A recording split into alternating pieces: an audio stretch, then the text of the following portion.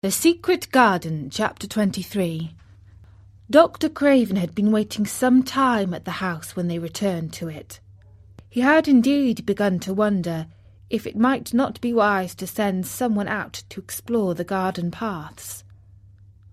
When Colin was brought back to his room, the poor man looked him over seriously. "You should not have stayed so long," he said. "You must not overexert yourself." "I am not tired at all," said Colin. "It has made me well. Tomorrow I am going out in the morning as well as in the afternoon." "I'm not sure that I can allow it," answered Dr. Craven. "I'm afraid it would not be otherwise." "It would not be wise to stop me," said Colin, quite seriously. "I am going." Even Mary had found out that one of Colin's chief peculiarities was that he did not know in the least what a rude little brute he was, with his way of ordering people about.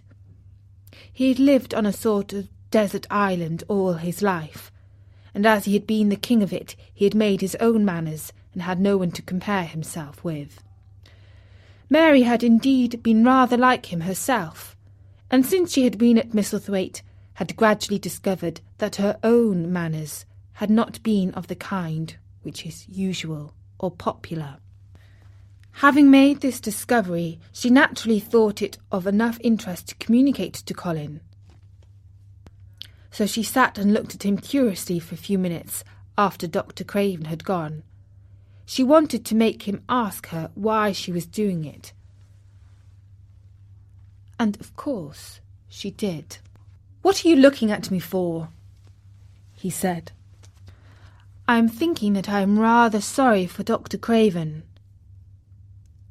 "So am I," said Colin calmly, but not without an air of some satisfaction. "He won't get Misselthwaite at all now. I am not going to die." "I'm sorry for him because of that, of course," said Mary, "but I was thinking just then that it must have been very horrid to be polite for 10 years to a boy who was always rude. I would never have done it." "Am I rude?" Colin inquired undisturbedly. "If you had been his own boy and he had been a slapping sort of man," said Mary, "he would have slapped you." "But he daren't," said Colin. "No, he daren't," thinking the thing out quite without prejudice. "Nobody ever dared to do anything you didn't like because you were going to die and things like that. You were such a poor thing." "But," announced Colin stubbornly, "I'm not going to be a poor thing. I won't let people think I'm one. I stood on my feet this afternoon." "Is it always having your own way that has made you so queer?" Mary went on, thinking aloud. Colin turned his head, frowning. "Am I queer?" he demanded. "Yes," answered Mary. "Very. But you needn't be cross," she added, impartially, "because so am I queer, and so is Ben Weatherstaff. But I am not as queer as I was before I began to like people and before I found the garden." "I don't want to be queer," said Colin. "I'm not going to be," and he frowned again with determination. He was a very proud boy. He lay thinking for a while, and then Mary saw his beautiful smile begin and gradually change his whole face. "I shall stop being queer," he said, "if I go every day to the garden. There is magic in there, good magic, you know, Mary. I'm sure there is." "So am I," said Mary. "Even if it isn't real magic," Colin said, "we can't pretend it is. Something is there. Something." "It's magic," said Mary, "but not black. It's as white as snow." They always called it magic, and indeed it seemed like it in the months that followed. The wonderful months, the radiant months, the amazing ones. Oh, the things which happened in that garden! If you have never had a garden, you cannot understand. And if you have had a garden, you will know that it would take a whole book to describe all that came to pass there. At first it seemed that green things would never cease pushing their way through the earth and the grass, in the beds, even in the crevices of the walls. Then the green things began to show buds, and the buds began to unfurl and show colour. Every shade of blue, every shade of purple, every tint and hue of crimson. In its happy days, flowers had been tucked away into every inch hole and corner. Ben Weatherstaff had seen it done, and had himself scraped out mortar from between the bricks of the wall, and made pockets of earth for lovely clinging things to grow on. Iris and white lilies rose out of the grass in sheaves, and the green alcoves filled themselves with amazing armies of the blue and white flower lances and tall delphiniums, or columbines and campanulas. "She was made fond o' them, she was," Ben Weatherstaff said. "She liked them things as was always pulling up to the blue sky. She used to tell 'em, not as she was one of them as looked down on the earth. Not her, she just loved it, but she said as the blue sky always looked so joyful." The seeds Dickon and Mary had planted grew as if fairies had tended them. Satiny poppies of all tints danced in the breeze by the score, gaily defying flowers which had lived in the garden for years, and which, it might be confessed, seemed rather to wonder how such new people had got there. And the roses, rising out of the grass, tangled around the sundial, wreathing the tree trunks and hanging from their branches, climbing up the walls, and spreading over them with long garlands, falling in cascades. They came alive by day, hour by hour, fair, fresh leaves and buds, tiny at first but swelling and working magic until they burst and uncurled into cups of scent, delicately spilling themselves over their brims and filling the garden. Colin saw it all, watching each change as it took place. Every morning he was brought out, and every hour of each day when it didn't rain he spent in the garden. Even grey days pleased him. He would lie on the grass, watching things growing. He said, if you watched long enough, he declared, you could see buds unsheath themselves. Also, you could make the acquaintance of strange, busy insect things running about on various unknown but evidently serious errands. Sometimes carrying tiny scraps of straw or feather or food, or climbing blades of grass as if they were trees from whose tops one could look out to explore the country.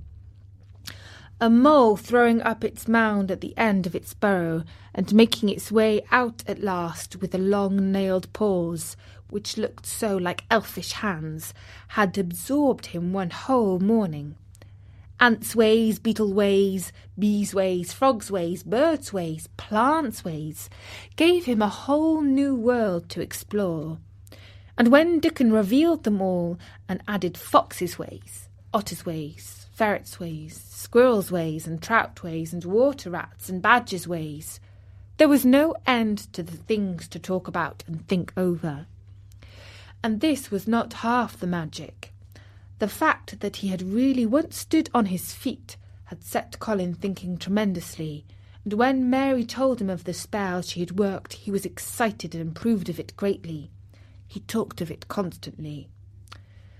Of course, there must be lots of magic in the world, he said wisely one day, but people just don't know what it is like or how to make it happen until you make them happen. I'm going to try an experiment. The next morning when they went to the secret garden, he sent at once for Ben Weatherstaff. Ben came as quickly as he could and found the Rajah standing on his feet under a tree and looking very grand, but also very beautifully smiling. "Good morning, Ben Weatherstaff," he said. "I want you and Dickon and Miss Mary to stand in a row and listen to me, because I'm going to tell you something very important." "Aye, aye, sir," answered Ben Weatherstaff, touching his forehead. One of the long-concealed charms of Ben Weatherstaff was that in his boyhood he had once run away to sea and had made voyages, so he could reply like a sailor. "I'm going to try a scientific experiment," explained the Rajah.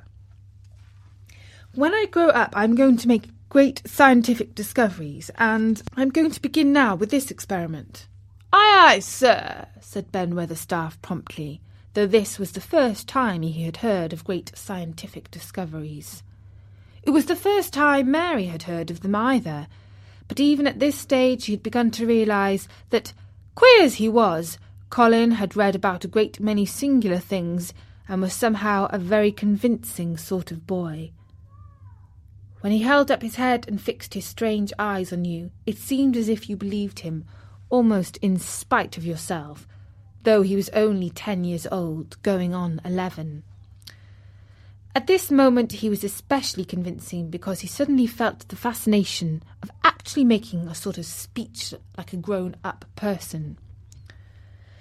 "The great scientific discoveries I'm going to make," he went on, "will be about magic. Magic is a great thing, and scarcely anyone who knows anything about it except a few people in old books, and Mary a little because she was born in India where there are fakirs. I believe Dickon knows about magic, but perhaps he doesn't know he knows it. He charms animals and people. I would never have let him come to see me if he had not been an animal charmer, which is a boy charmer, too, because a boy is an animal. I am sure that there is magic in everything, only we have not sense enough to get hold of it and to make it do things for us, like electricity and horses and steam." This sounded so imposing that Ben Weatherstaff became quite excited and really could not keep still. "Aye, aye, sir," he said, and he began to stand up quite straight. "When Mary found this garden, it looked quite dead," the orator proceeded. "Then something began pushing things up out of the soil and making things out of nothing. One day things weren't there, and then another day they were. I had never watched things before, and it made me feel very curious. Scientific people are always curious, and I'm going to be scientific. I keep saying to myself, what is it? What is it? It's something. It can't be nothing. I don't know its name, so I call it magic.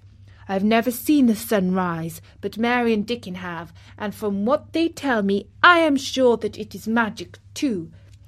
Something pushes it up and draws it. Something since I've been in the garden. I've looked up through the trees at the sky, and I had a strange feeling of being happy, as if something were pushing and drawing in my chest and making me breathe fast. Magic is always pushing and drawing and making things out of nothing. Everything is made out of magic. Leaves and trees, flowers and birds, badgers and foxes and squirrels and people. So it must be all around us. In this garden, in all the places. The magic in this garden has made me stand up, and now I am going to live to be a man. I'm going to make the scientific experiment of trying to get some and put it in myself and make it push and draw me and make me strong. I don't know how to do it, but I think that if you keep thinking about it and calling it, perhaps that is the first baby way to get it. When I was going to try to stand that first time, Mary kept saying to herself as fast as she could, "You can do it, you can do it." And I did. I had to try myself at the same time, of course, but her magic helped me. And so did Dickens. Every morning and evening, and as often in the daytime as I can remember, I'm going to say, "Magic's in me. Magic is making me well. I'm going to be as strong as Dickon. Strong, and you must all do it, too. That is my experiment. Will you help, Ben Weatherstaff?" "Aye, aye, sir," said Ben Weatherstaff. "Aye, aye." "If you keep doing it every day, as regularly as soldiers go through drill, we shall see what will happen, find out if the experiment succeeds. You learn things by saying them over and over and thinking about them until they stay in your mind forever. And I think it will be the same with magic. If you keep calling it to come to you and help you, it will get to be part of you, and it will stay and do things. I once heard an officer in India tell my mother that there were fakirs who said words over and over 1,000 times. I've heard Jem Fettleworth's wife say the same thing over thousands of times, calling Jem a drunken brute, said Ben Weatherstaff dryly. Summat all's come o' that. Sure enough. He gave her a good hiding and went to the Blue Lion and got as drunk as a lord. Colin drew his brows together and thought for a few minutes. Then he cheered up. Well, he said, you see, something did come of it. She used the wrong magic until she made him beat her. If she used the right magic and had said something nice, perhaps he wouldn't have got as drunk as a lord, and perhaps he might have bought her a new bonnet. Ben Weatherstaff chuckled, and there was shrewd admiration in his little old eyes. Thou art a clever lad as well as a straight-legged one, Master Colin, he said. Next time I sees Bez Fettleworth, I'll give her a bit of a hint of what a magic will do for her. She'd be rare and pleased if the scientific experiment worked, and so a Jem. Dickon had stood listening to the lecture, his round eyes shining with curious delight. Nut and Shell were on his shoulders, and he held a long-eared white rabbit in his arm and stroked it softly, while it laid its ears along its back and enjoyed itself. Do you think the experiment will work? Colin asked him, wondering what he was thinking. He so often wondered what Dickon was thinking when he saw him looking at him or at one of his creatures with his happy, wide smile. He smiled now, and his smile was wider than usual. Aye, he answered, that I do. It'll work same as the seeds do when the sun shines on them. It'll work for sure. Shall us begin it now? Colin was delighted, and so was Mary. Fired by recollections of fakirs and devotees in illustrations, Colin suggested that they should all sit cross-legged under the tree, which made a canopy. It will be like sitting in a sort of temple, said Colin. I'm rather tired, and I want to sit down. That's true, he said slowly. I must only think of the magic. It all seemed most majestic and mysterious when they sat down in their circle. Ben Weatherstaff felt as if he had somehow been led into appearing at a prayer meeting. Ordinarily he was very fixed in being what he called prayers meeting. But this being the Rajah's affair, he did not resent it, and was indeed inclined to be gratified at being called upon to assist. Mistress Mary felt solemnly enraptured. Dickon held his rabbit in his arms, and perhaps he made some charmless signal no one heard. For when he sat down cross-legged like the rest, the crow, the fox, the squirrels, and the lamb slowly drew near and made part of the circle, settling each other into a place of rest, as if of their own desire. The creatures have come, said Colin gravely. They want to help us. Colin really looked quite beautiful, Mary thought. He held his head high, as if he felt like a sort of priest, and his strange eyes had a wonderful look in them. The light shone on him through the tree canopy. Now we will begin, he said. Shall we sway backward and forward, Mary, as if we were dervishes? I cannot do no swaying backward and forward, said Ben Weatherstaff. I got the rheumatics. The magic will take them away, said Colin in a high priest tone. But we won't sway until it is done. We will only chant. I cannot do no chanting, said Ben Weatherstaff, a trifle testily.